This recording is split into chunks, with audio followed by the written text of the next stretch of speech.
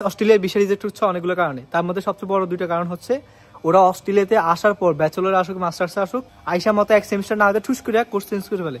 এবং course change করার সাথে সাথে অস্ট্রেলিয়া ইমিগ্রেশন অফিসের কাছে নোটিফিকেশন যায়, ঠাস করে ভিসা রিজেক্ট মারিয়ে দেয়, ওদেরকে ডিফোর্ট করে দেয়, দেশে ডিফোর্ট করে দেয়।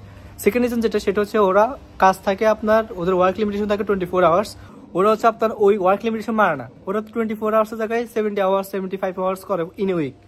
যার কারণে অস্ট্রেলিয়া সরকার দেখতেছে ওদের কোনো রুলসে মানতেছে না, যার কারণে অস্ট্রেলিয়া সরকার দেখতেছে ওদের কোনো রুলস রেগুলেশন মানতেছে না। যেখানে ওয়ার্ক লিমিটেশন হচ্ছে 24 আওয়ার্স, সেই জায়গায় ওরা করতেছে 75 আওয়ার্স 70 আওয়ার্স। যার কারণে অস্ট্রেলিয়া সরকার অনেক স্ট্রিক্ট হয়ে গেছে, ওরা বিষয়গুলো রিজেক্ট করতেছে। ওরা এখন ফাইলগুলো অনেক স্ট্রংলি দেখতেছে যে কোন ফাইলগুলো জেনুইন ডকুমেন্টস সাবমিট করছে, ওই কোনটা জেনুইন স্টুডেন্ট, ওরা হচ্ছে ওটার ফাইল ওটা অ্যাপ্রুভ করে, বাকিদেরকে ওরা রিজেক্ট করে দিচ্ছে। কারণ অস্ট্রেলিয়া সরকার চাচ্ছে জেনুইন স্টুডেন্টগুলো ওরা বেশি অ্যাপ্রুভ করতে, জেনুইন স্টুডেন্টগুলো অস্ট্রেলিয়াতে আনতে। কারণ ওরা দেখতেছে যেগুলো আসতেছে ওরা হচ্ছে কোর্স চেঞ্জ করে বলে এক সেমিস্টার না যেতে, তারপর হচ্ছে ওয়ার্ক লিমিটেশন মানে না, শুধু কাজ করে সারাদিন। কারণ হচ্ছে অস্ট্রেলিয়া সরকার এখন স্টুডেন্ট কমায় ফেলছে, ইমিগ্রেশন অফিসের এখন নোটিশ চলে পড়ছে। সো ভিসা অ্যাপ্রুভের ক্ষেত্রে ওরা হচ্ছে এখন খুব কঠোর। হ্যালো, আসসালামু আলাইকুম গাইস, আশা করি সবাই আল্লাহর মধ্যে ভালো আছেন। আপনারা কালকে আমাকে অনেকে ফেজে মেসেজ করছিলেন আর কয়েকটি স্ক্রিনশট দিয়ে বলছেন যে ভাইয়া কেন অস্ট্রেলিয়ার বিষয়গুলো এখন রিজেক্ট হচ্ছে আর সিকিউতে কেন অ্যাপ্লাই করা যাচ্ছে না।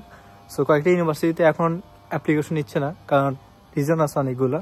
সো আজকে আমি আপনার সাথে সেই রিজনগুলো আলোচনা করবো কেন অস্ট্রেলিয়া সরকার ভিসা রিজেক্ট করতেছে। অনেক ইউনিভার্সিটির কিছু ইউনিভার্সিটির অ্যাপ্লিকেশন বন্ধ করে দিচ্ছে। সো আজকে আপনার সাথে বিস্তারিত আলোচনা করব।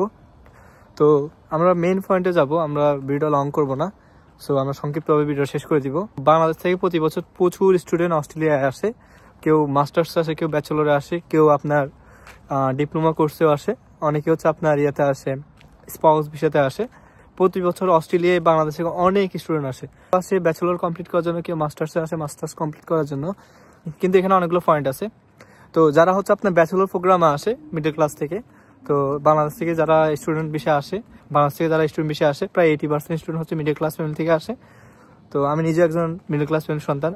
সো এখানে হচ্ছে আপনার তিনটা গ্রুপ বসবাস করে। একটা গ্রুপ হচ্ছে আপনার ফ্যামিলি থেকে ব্যাকআপ নেই, লাইক মানে মিডল ক্লাস হইলেও মানে ওদের একটু ফ্যামিলি ব্যাকআপ থাকে। ধরেন আপনার টিউশন 50% ম্যানেজ করে ইউনিভার্সিটি, যদি সে ইউনিভার্সিটি ব্যাচেলর করতে আসে অথবা মাস্টার্স করতে আসে, সেক্ষেত্রে সে 50% নিজে ম্যানেজ করে আর বাকি 50% ফ্যামিলি থেকে নেয়। এটা হচ্ছে এক ধরনের গ্রুপ। আরেক ধরনের গ্রুপ হচ্ছে আপনার টিউশন ম্যানেজ করতে পারে না, যার কারণে হচ্ছে ওরা আপনার কলেজে চলে যায়, ইনস্টিটিউটে চলে যায়, যার কারণে হচ্ছে ওরা কলেজে চলে যায়, ইনস্টিটিউটে শিফট হয়ে যায়। কারণ ওরা টিউশন ম্যানেজ করে অনেক হিমশিম খায়, কারণ টিউশন ম্যানেজ করা অনেক সহজ না এখানে। কারণ 15-16 হাজার অর্ড আপনি 6 মাসে ইনকাম করে দিবেন, এটা অনেক টাফ হয়ে যায়। তো সেক্ষেত্রে হচ্ছে ওরা কী করে, সেক্ষেত্রে হচ্ছে ওরা কলেজে চলে যায় অথবা ইনস্টিটিউটে মুভ করে। কথা যেটা সেটা হচ্ছে কি, এখানে আপনি দুইটা গ্রুপ দেখছেন। আরেকটা গ্রুপ যেটা সেটা হচ্ছে আপনার স্পাউস ভিসা। এখন স্পাউস ভিসা সবচেয়ে লাকিয়েস্ট, কারণ ওরা হচ্ছে আপনার দুইজনে জব করে, স্বামী স্ত্রী দুইজনে জব করার কারণে ওরা ইজিলি টিউশন ম্যানেজ করতে পারে। এখন এই তিনটা গ্রুপ অস্ট্রেলিয়াতে আসে, কিন্তু রিসেন্টলি অস্ট্রেলিয়া সরকার আপনার গণহারে ভিসা রিজেক্ট করতেছে। তার অনেকগুলো রিজন। এখন তো ইন্ডিয়ার একটা ইনসিডেন্ট ছিল যে ইন্ডিয়ার ফ্যাক ডকুমেন্টস, অন্যান্য ইন্ডিয়ার একটা কারণ ছিল যে ফ্যাক ডকুমেন্টস, তারপর হচ্ছে ব্যাংক স্টেটমেন্ট ভুয়া, এগুলোর কারণে ইন্ডিয়ান 5টা প্রদেশকে ওরা ব্যান করে দিচ্ছে। এই 5টা প্রদেশ থেকে অস্ট্রেলিয়াতে ওরা ভিসা জন্য অ্যাপ্লাই করতে পারবে না এবং ইউনিভার্সিটি অফার লেটার ওদেরকে দিবেই না। সো ইন্ডিয়া 5টা প্রদেশকে ওরা টোটালি ব্যান করে দিছে। সো বাংলাদেশ থেকে যে জিনিসটা করছে, যেটা আমি বলবো যে কেন রিজেক্ট করতেছে, আপনারা যদি আপনারা অস্ট্রেলিয়া গ্রুপে থাকেন অথবা চেক করেন দেখবেন রিসেন্টলি বাংলাদেশের অনেক বিষয় ওরা রিজেক্ট করতেছে। তো এখন রিজন হচ্ছে কি, মানে রিজন হচ্ছে কি, কয়েকদিন আগে সিকি ইউনিভার্সিটিতে আপনার মানে অনেক বাংলাদেশে অনেক স্টুডেন্ট ওরা হচ্ছে আপনার ভার্সিটিতে আসছে পড়াশোনা করার জন্য ব্যাচেলরে, কিন্তু ওদের এক সেমিস্টার শেষ না হইতে ওরা ঠাস কইরা এক সেমিস্টার শেষ না হইতে ওরা ঠাস কইরা আপনার ইউনিভার্সিটি চেঞ্জ করে বলছে। তারপর হচ্ছে আপনার যেগুলো যারা মাস্টার্স আসছে বা ব্যাচেলরে আসছে তারা হচ্ছে আপনার এক সেমিস্টার কমপ্লিট করতে হয়, অ্যাসাইনমেন্ট জমাইতে হয়, কিচ্ছু করে নাই, অ্যাসাইনমেন্টও যায় নাই, কলেজে যায় নাই, কিচ্ছু করে নাই। ঠাস কইরা ওরা কোনো কিছু সাবমিট না করে ক্লাসে না যায় ভার্সিটি চেঞ্জ করে বলছে, ভার্সিটি জানেও না। পরে এখন সিকিউ যে জিনিসটা, সিকিউ হচ্ছে গণহারে আপনার অ্যাপ্লিকেশন ওরা নিত, তার কারণে ওরা প্রচুর স্টুডেন্ট নিয়েছিল আপনার 2023 সাল থেকে। তো রিসেন্টলি ওরা এত স্টুডেন্ট নিয়েছিল বাংলাদেশ থেকে, তো যার কারণ হচ্ছে যতজন স্টুডেন্ট নিয়েছিল তার মধ্যে 85% হচ্ছে স্টুডেন্ট মানে কলেজ চলে যেত, ইনস্টিটিউটে চলে যেত। এখন যখন সিক ইউনিভার্সিটির ক্লাস করাতে যায় টিচাররা, তখন দেখে যে ক্লাসে কোনো স্টুডেন্ট নাই, মানে স্টুডেন্ট সংখ্যা খুব কম। পরে এটা ইমিগ্রেশন অফিসের কাছে নোটিশ গেছে, ওরা ইমিগ্রেশন অফিসের কাছে ওরা নোটিশ পাঠাইছে যে ভিসা অ্যাপ্রুভের ক্ষেত্রে ওরা চিন্তা ভাবনা করে এখন ভিসা দিচ্ছে, অনেক রিজেক্ট করতেছে। কারণ অস্ট্রেলিয়া সরকার এই ক্ষেত্রে মানে খুব কঠোর হয়ে গেছে, দেখতেছে যে স্টুডেন্ট যারা আসে ওরা কন্টিনিউয়াসলি ব্যাচেলর কমপ্লিট করে না, 1 সেমিস্টার 2 সেমিস্টার ওরা তো এটাও করে না, ওরা ঠাস করে চেঞ্জ করে বলে, যার কারণে হচ্ছে ভিসা ইস্যুটা অনেক কমে ফেলছে। সো বর্তমান যিনি সরকার প্রধান, মানে যিনি প্রাইম মিনিস্টার, তো ওরা হচ্ছে স্টুডেন্ট কমায় ফেলবে, যারা জেনুইন স্টুডেন্ট ওরা তাদেরকে নিবে। এই জন্য হচ্ছে ওরা সব কিছু ডকুমেন্টস খুব ভালোভাবে চেক করে, মানে আপনার খুব ভালোভাবে চেক করবে, দেন যদি দেখে মনে হয় যে এটা প্রপার ডকুমেন্টস, এটার মধ্যে কোনো সমস্যা নাই, তখন হচ্ছে ওরা ভিসা অ্যাপ্রুভ করে দিবে। বাট এখন আগের চেয়ে খুব ভালো কইরা, মানে অনেক যাচাই বাছাই করে ভিসা অ্যাপ্রুভ করতেছে। আগে তো অত বেশি যাচাই বাছাই করতো না, যখন দেখতো হালকা টুকটাক দেখা মনে হতো যে না অ্যাপ্রুভ করার মতো তারা অ্যাপ্রুভ করে দিত, আগে স্টুডেন্ট হিসেবে বেশি। বাট এখন সামনে থেকে যেসব ফাইলগুলো আসবে অস্ট্রেলিয়ার ভিসা, সেগুলো অন্য দেশ থেকে ওরা খুব ভালোভাবে যাচাই বাছাই করে দেন হচ্ছে ভিসা অ্যাপ্রুভ করবে। সো আপনারা যারা হচ্ছে নেক্সট ইন্টেকগুলোতে অ্যাপ্লাই করবেন, আপনার এজেন্সির সাথে কথা বলে দেখবেন, পিএপিসি, আরডিপি, অন্যান্য এক্সিকিউটিভ যেসব এজেন্সি বাংলাদেশে আছে ওগুলোর সাথে কথা বলে দেখবেন যে এখন সরকার কতটুকু স্ট্রিক্ট হয়েছে অস্ট্রেলিয়া।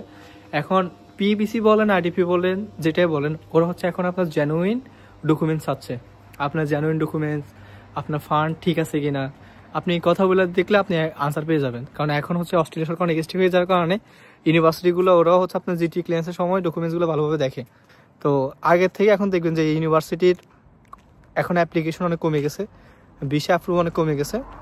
সো মেলবোর্নে, সিডনিতে প্রচুর পোলাপাইন এখন আসছে 2024 সাল থেকে এখন 25 সালের ফেব্রুয়ারি পর্যন্ত অনেক স্টুডেন্ট আসছে। সো মেলবোর্নে অলরেডি জব ক্রাইসিস চলতেছে, তো মানে মেলবোর্নে অনেক জব ক্রাইসিস চলতেছে। সো যারা এখানে থাকে, মানে বর্তমানে যারা অস্ট্রেলিয়াতে থাকে তারা জানে আসলে মেলবোর্নের কন্ডিশন এখন কি। সো সিডনিতে মোটামুটি ভালো আছে, বাট সিডনিতে অত বেশি ভালো না, কারণ স্টুডেন্ট কিন্তু প্রচুর এসে গেছে 2024 সাল থেকে শুরু করে 2025 সালের মধ্যে মেলবোর্নে আর সিডনিতে। তবে মেলবোর্নে একটু বেশি আসছে, কারণ মেলবোর্নে আপনার সিকিউ ইউনিভার্সিটি সবার টার্গেট ছিল, সিকিউ ফেডারেশন ইউনিভার্সিটি, সো এই দুটো ইউনিভার্সিটি বেশি টার্গেট ছিল, যার কারণে প্রচুর স্টুডেন্ট এখানে অ্যাপ্লাই করছে, ভিসাও পাইছে। সো এই ক্রাইসিসটা তেমন একটা থাকবে, অতদিন থাকবে না, আস্তে আস্তে চলে যাবে, কারণ সরকার আস্তে আস্তে ওইরকম স্টেপ নিতেছে। সো আমি আপনাদেরকে ডিমোটিভেট করতেছি না। আপনারা অনেকে বলুন যে ভাই তাহলে আমরা কি আসবো না? হ্যাঁ, আপনারা আসেন, আপনারা সুন্দরভাবে আইএলটিএস দেন, ফিরিয়ে দেন, ডকুমেন্টস সব ঠিকঠাক করেন, তারপর আপনার জেনুইন ডকুমেন্টস থাকলে, ফান্ড ঠিক থাকলে আপনি অবশ্যই ভিসা পাবেন, এটা নিয়ে আপনি কোনো চিন্তা করার দরকার নেই। কারণ আপনি তো আর ফ্যাক ডকুমেন্টস সাবমিট করতেছেন না, আপনি তো আপনার সব জেনুইন ডকুমেন্টস সাবমিট করতেছেন। সো সেক্ষেত্রে আপনার চিন্তা করার কোনো কারণ নেই।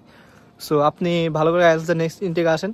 দেখেন, যত আগে আসতে পারবেন তত ভালো, আপনি যত লেট করবেন তত অস্ট্রেলিয়া সরকার ওদের রুলস এক একটা সময় এক একটা রুলস ওরা তৈরি করবে। সো অনেকে চিন্তা ভাবনা হচ্ছে যে না ইনটেক আসবেন, ওই ইনটেকে যাবো, এই ইনটেকে যাবো না, ওই ইনটেকে যাবো।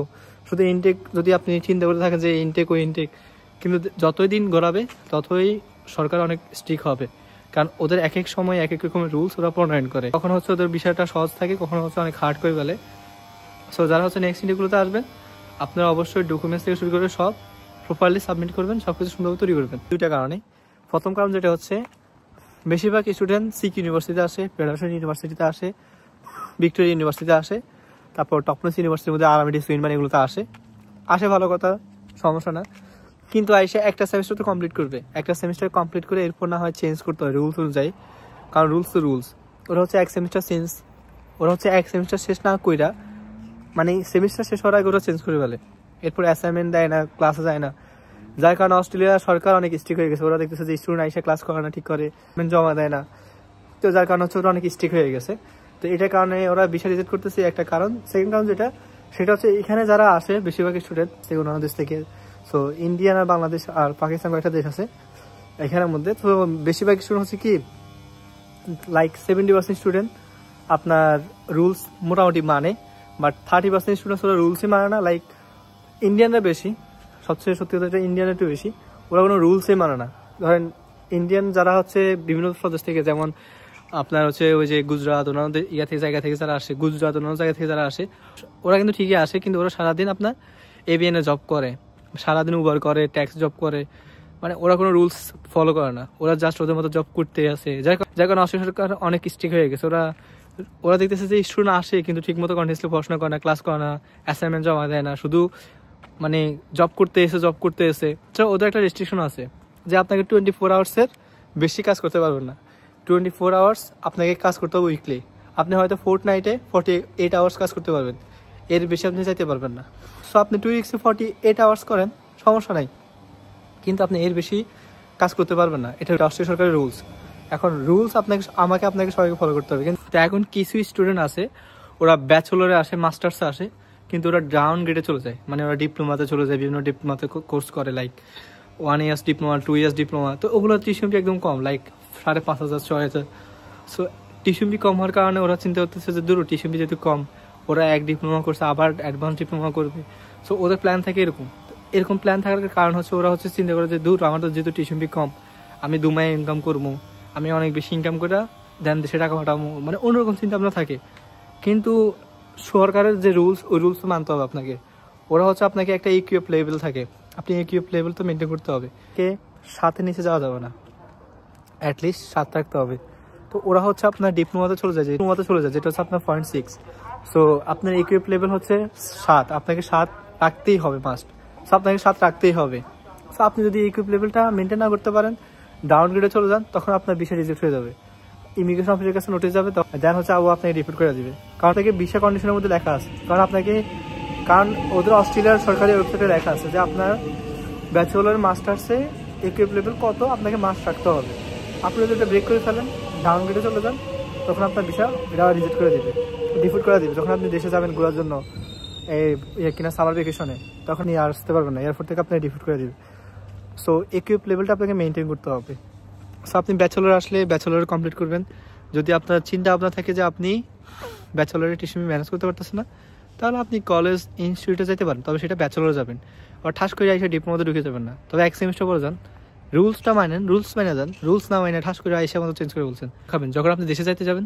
কিন্তু যখন আপনি দেশে যাবেন, তখন আপনার ওরা ধরবে, তখন আপনার সব চেক করবে, আপনি কোন কোর্সে আছেন, কোন কোর্সে গেছেন, আপনার কত আওয়ার্স কাজ করছেন, সব কিছু ওরা চেক দিবে। যখন দেখবে যে আপনার কোনো কিছু ঠিক নেই, সাথে আপনাকে ডিপোর্ট করে দেবে। কারণ ওরা এখন খুব স্ট্রিক্ট, ওরা আপনার সব কিছু চেক রাখে, ওরা সব কিছু ট্র্যাকে রাখে। আপনি কোথায় কত টাকা খরচ করছেন, কত ঘন্টা কাজ করছেন, আপনি কোন কোর্সে আসছেন বা কোন কোর্সে গেছেন, ওরা সব কিছু দেখে আপনার। সো ওইরকম কোনো কিছু করার এখন সেই সুযোগ নেই। এখন আপনাকে সরকার যে রুলসটা দিছে, ওরা ওই রুলসটা আপনাকে মেনে চলতে হবে অস্ট্রেলিয়াতে। যদি আপনি থাকতে চান অস্ট্রেলিয়াতে লং টাইম, তাহলে আপনাকে প্রত্যেকটা রুলস ওদের মানতে হবে, ইনস্ট্রাকশনগুলো ফলো করতে হবে। সো সবাই ভালো থাকেন, দেখা হবে নেক্সট ভিডিওতে। আজকে এই পর্যন্ত, আর আমার ফেসটা অবশ্যই ফলো দিয়ে রাখবেন। আজকে এই পর্যন্ত, আল্লাহ হাফেজ, আসসালামু আলাইকুম।